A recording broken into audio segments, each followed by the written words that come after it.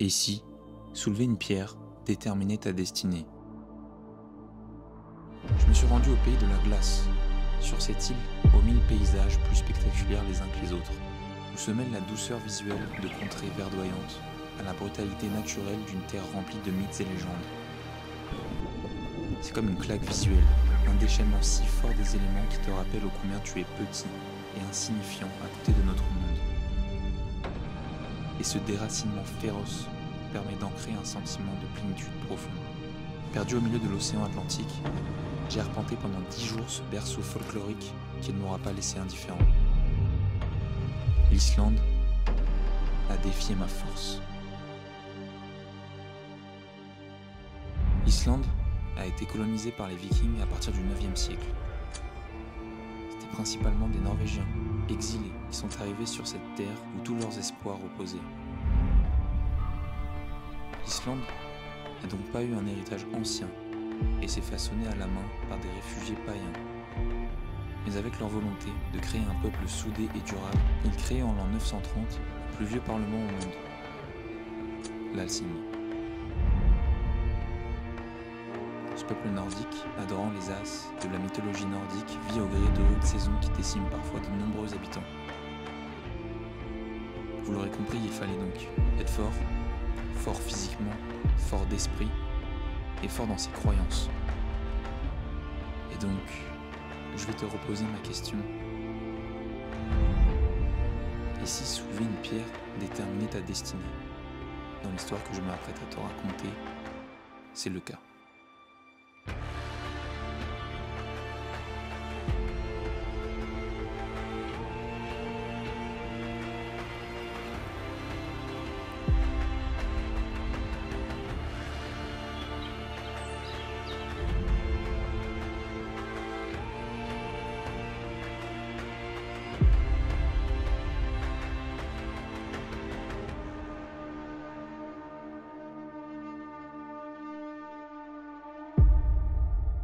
Au nord de l'Islande se trouve la zone la plus sauvage, la plus brute. Et il y avait Dridvik. Les deux seuls moyens d'atteindre Dridvik sont la mer ou cette route. Il n'y a plus grand chose à Dridvik aujourd'hui. Cependant, il reste certains vestiges et qui ont prouvé que 500 à 600 soldats y partaient chaque hiver. Dridvik était un port actif à l'époque. Il n'y a cependant aucun vestige de camp là-bas, car les gens arrivaient avec leurs tentes et repartaient d'aussitôt la saison terminée. On estime à son apogée que Dridvik pouvait accueillir entre 600 et 700 personnes qui pratiquaient la pêche en mer.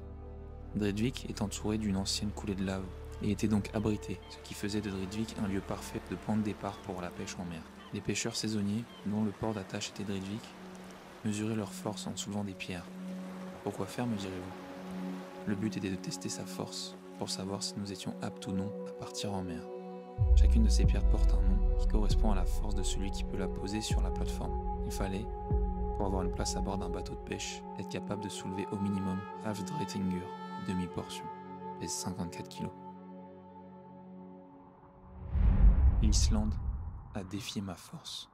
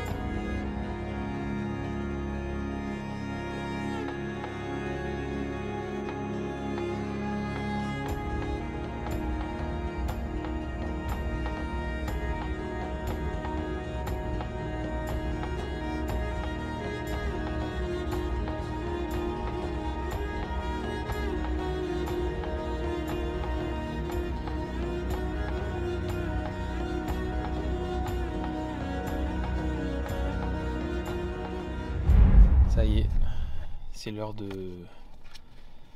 C'est l'heure de voir si je vais pouvoir manger, si je vais pouvoir être un pêcheur. C'est l'heure.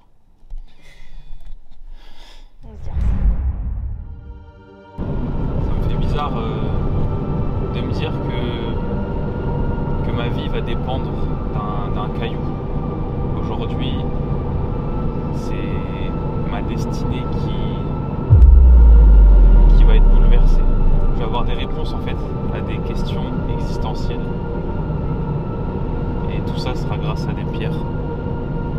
Je suis super excité à l'idée de me dire que je vais pouvoir faire ça. Je le prends très sérieusement. Je suis très sérieux. Et pour moi, ça aura une réelle signification de faire ça ce matin. J'y ai pensé toute la nuit, hein, je te le jure. En attendant, le premier spectacle de la journée, il est sur la route, en face de mes yeux.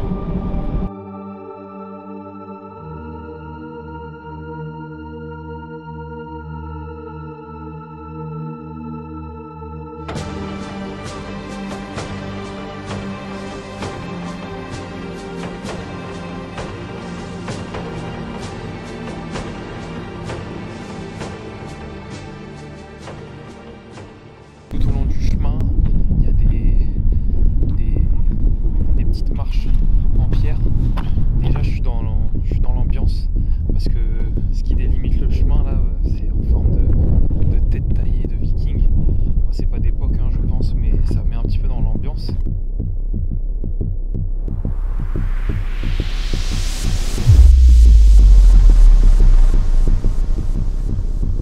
Il fait tellement froid. C'est génial, j'ai la pression parce que je vois que les pierres sont extrêmement lisses. Il va pas y avoir énormément de prise et je pense que ça va être plus compliqué que prévu. J'ai les mains congelées, il fait super froid, il y a beaucoup de vent. J'ai le palpitant, je stresse parce que j'ai envie de vous faire honneur. Il y a beaucoup de paramètres externes à prendre en compte qui sortent du confort habituel. Il n'y a personne, il n'y a personne. Avez-vous ce qu'avaient les pêcheurs de Drivik? Les pêcheurs de Drivik partaient de Drivik pour aller pêcher et ils devaient tester leur force pour voir s'ils pouvaient être en capacité d'aller pêcher. Ils devaient soulever des pierres, sachant que les deux premières ils font 23 et 54 kg. Si tu n'arrives pas à les soulever, tu ne pouvais pas être pêcheur, tu ne pouvais pas partir en mer. Donc si tu n'arrives pas à soulever ça, tu es vraiment un sous-homme. C'est parti, je vais tester la première. Ah, ça va. Là il commence à flotter en plus, ça va être compliqué je pense. Je passe directement à la deuxième. C'est 50 ça? Putain, 50 kg quand même.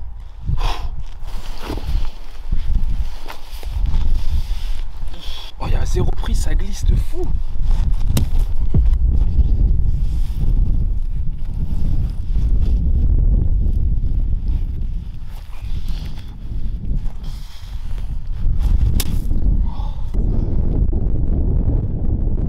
C'était les plus lourds 100 kg de ma vie. Oh, les 150.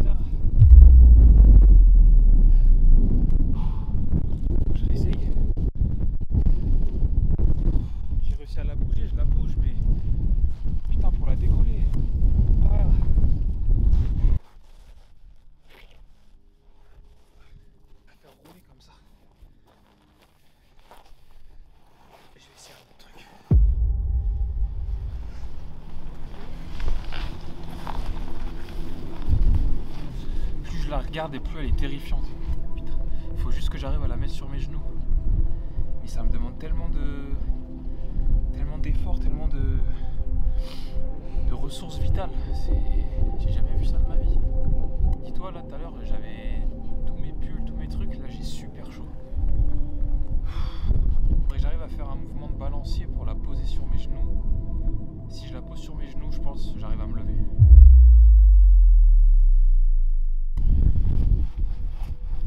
Si je la chope là, j'ai pas de prise en fait. Je suis bloqué ici en fait. Attends, je vais la laisser comme ça, je vais réfléchir à la vie.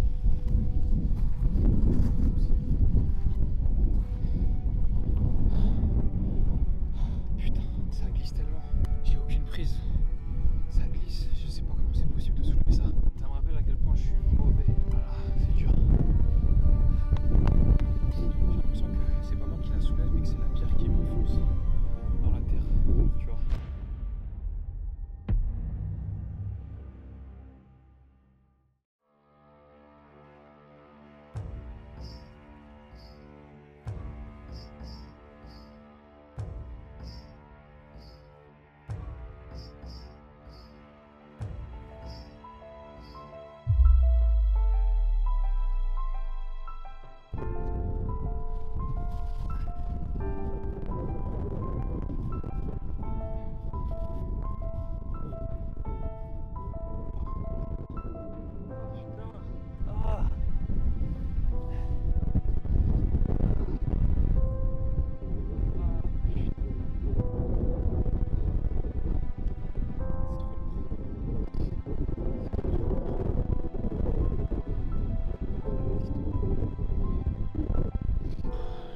Il est tellement ample pour que je mette la pierre entre mes jambes.